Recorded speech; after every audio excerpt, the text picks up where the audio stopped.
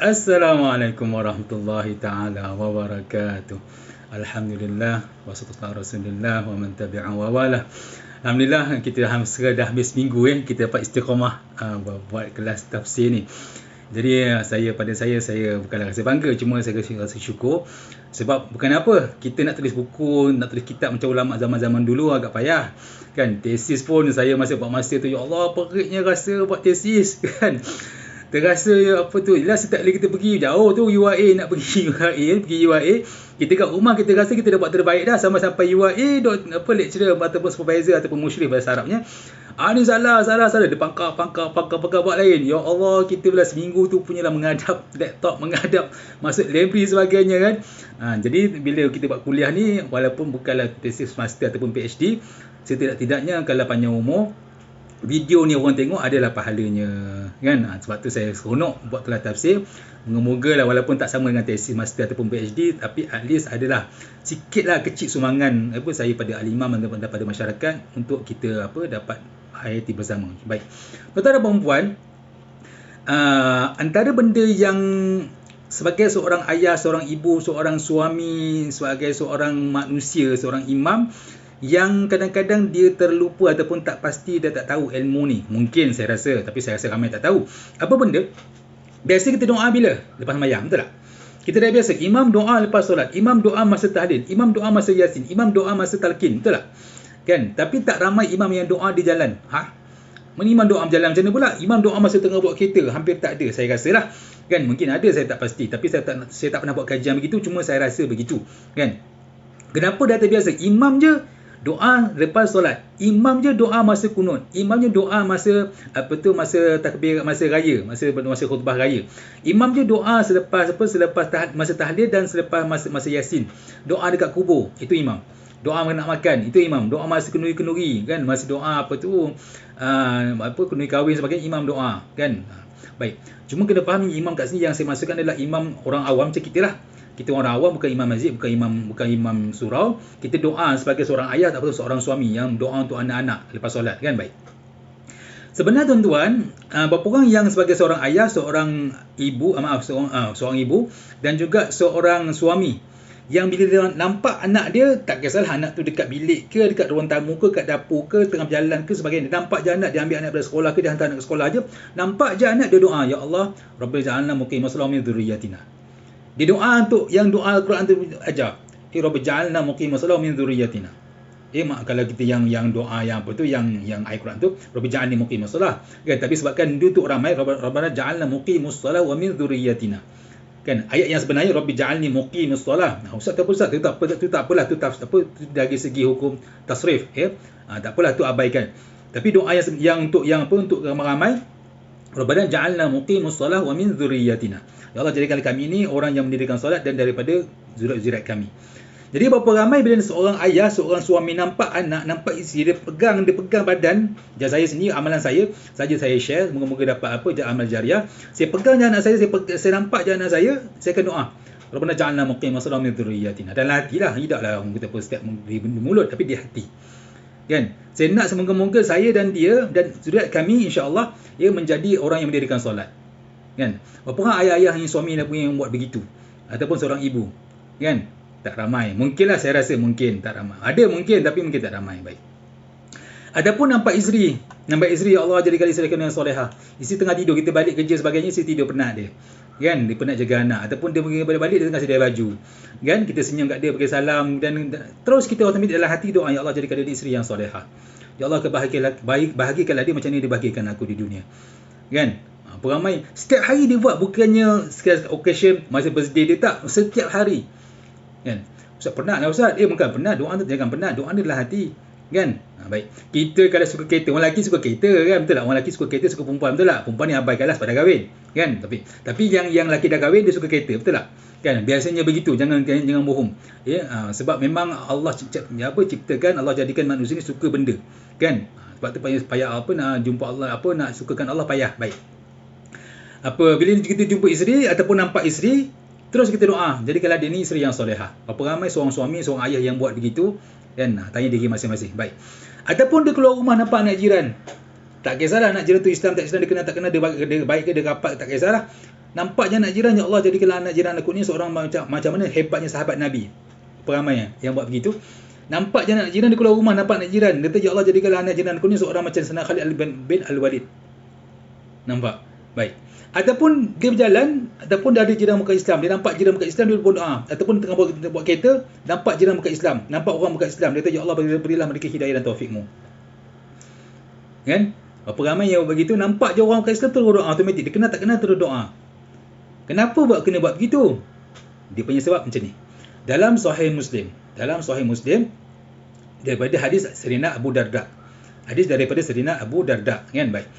Dia kata setiap orang Islam yang mendoakan untuk orang lain yang Islam, kan? Illa qala al-malak walaka bimithl. Setiap kali kita jumpa ataupun kita doakan siapa-siapa orang Islam, anak kita, isteri kita, ayah kita, mak kita, jiran kita, kan, orang Islam yang lain yang kita kenal tak kenal, kata malaikat yang ada di sisi kita, walaka al-bimithl, kau akan dapat sama sebiji.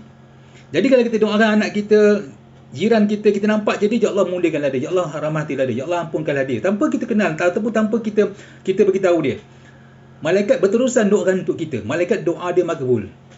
So rugi siapa yang selama ni bila berjalan, lepas sembahyang dia tak berdoa dah, dia berjalan sampai nak doa balik, bila lepas sembahyang balik baru doa balik, rugi sangat-sangat.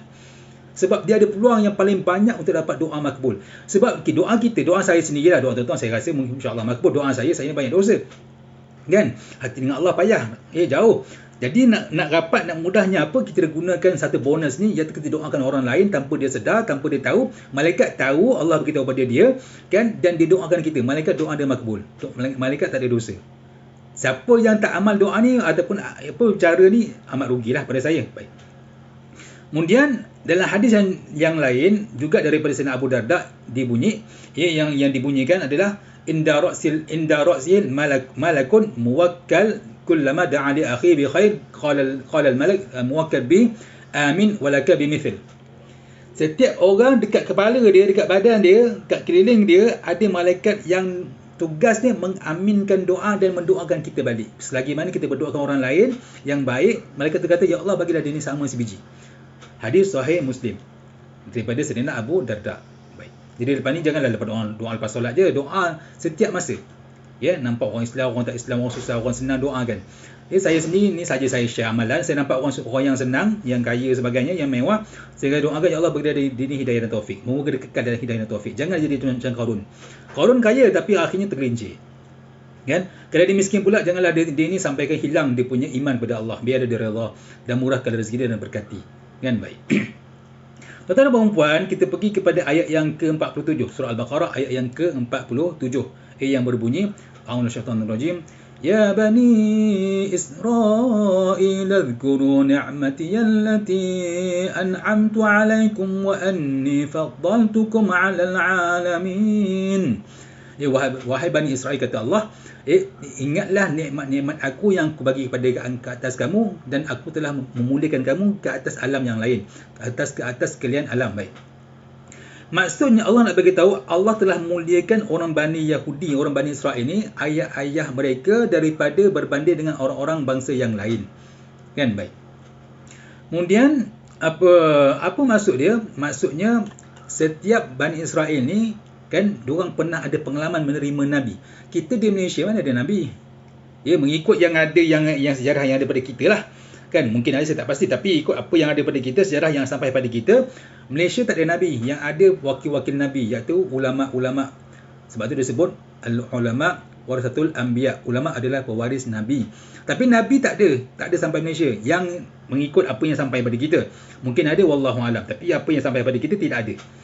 Jadi kita tak ada pengalaman bersama dengan Nabi. So insya-Allah panjang umur dengan Nabi Isa, insya-Allah. Ya, amin. Moga-moga kita bila zaman Nabi Isa kita bersama dengan Nabi Isa. Baik. Jadi untuk orang-orang Yahudi, orang-orang Bani Israel ni, diorang nenek moyang diorang ada pengalaman bersama dengan ribuan nabi-nabi. Itulah kelebihan yang Allah bagi. Tak ada siapa boleh challenge. Wali insya-Allah, mana-mana tempat ada wali. Mana-mana bangsa ada wali. Mana-mana kaum ada wali, insya-Allah. Tapi nabi ni hanya Bani Israel yang banyaknya, puluh ribu. Kan? Baik. Kemudian apa yang lain adalah Orang alim di zaman itu diberi kelebihan. Orang alim di zaman orang Yahudi diberi kelebihan berbanding orang-orang alim yang di zaman lain, di waktu lain. Itu kelebihan dia. Baik. Kemudian apa lagi? Orang-orang Yahudi dilantik menjadi raja. Menjadi ada kerajaan sendiri. Kan? Dan juga mereka mendapat kitab-kitab. Ya, mendapat kitab Taurat, satu benda yang besar. Kan?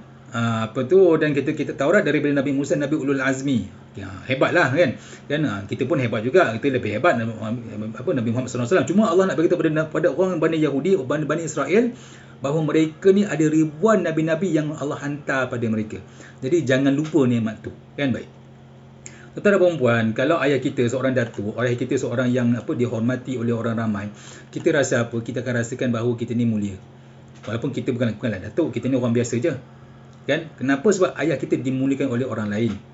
Tentulah kemuliaan itu sampai kepada kita. Kan orang kan cakap, ini anak datuk ni, ini anak Tan Sri ni. Kan? Kembang tak hidung berkembang lah. Kan? Siapa yang suka kepada pangkat lah. Kan? Tapi biasanya begitu. Ini anak ustaz ni kan. Ini anak Tan Sri ni, ini anak ulama ni kan. Anak tu walaupun bukan ulama tapi dia merasakan dia dimuliakan.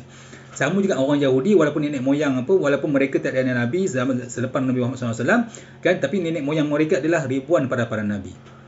Itu kelebihan Allah nak beritahu pada orang Yahudi, jangan lupa, ya, jangan menafikan apa Allah punya nikmat. Baik.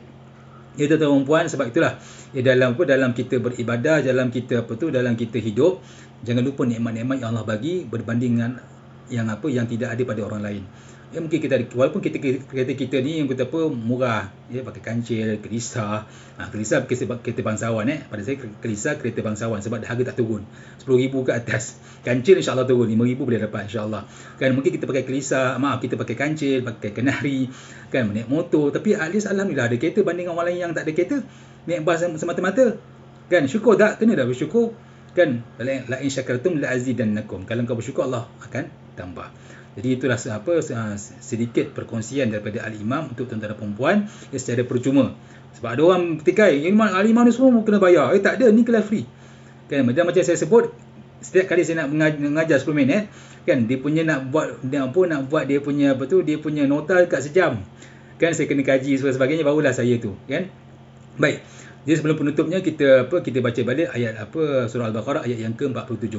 Syaitanir Ya Bani Israel adhkuru ni'mati allati an'amtu alaikum wa anni faddaltukum 'alal 'alamin. Sadaqallahul azim.